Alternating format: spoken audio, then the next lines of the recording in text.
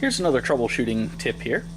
If you have a variable flow sprayer of some sort, and it was working for a while, doing whatever it's supposed to, but then all of a sudden the engine cut off, and then you lost the ability to spray or control the sprayer in any sort of fashion, choking, throttling, etc., there's a good indication that you have a blown fuse inside your pump box.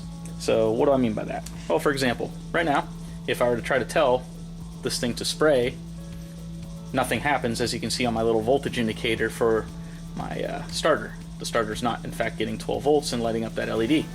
Another thing you can tell too is if you throw this into override right here and throw the prime on, pump isn't doing anything, so it's dead.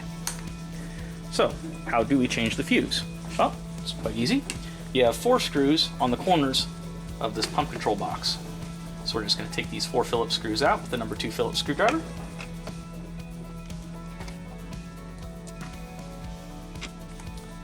And just lift the lid right off. You can keep the cable connection right here for the switches if you need. Now, where is the fuse located inside of here?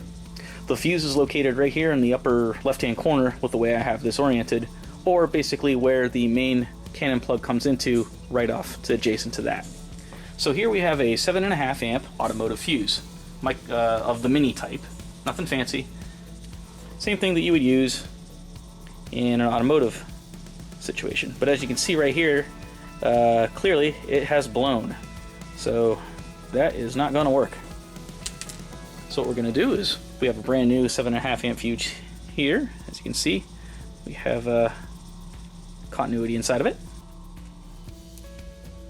And now all of a sudden you might also notice too that the LEDs in here have came to life, indicating that we now have power regained to this thing. One quick test we can do is we can throw the thing into override like we did before and throw it into prime for a quick moment. And we know that it works.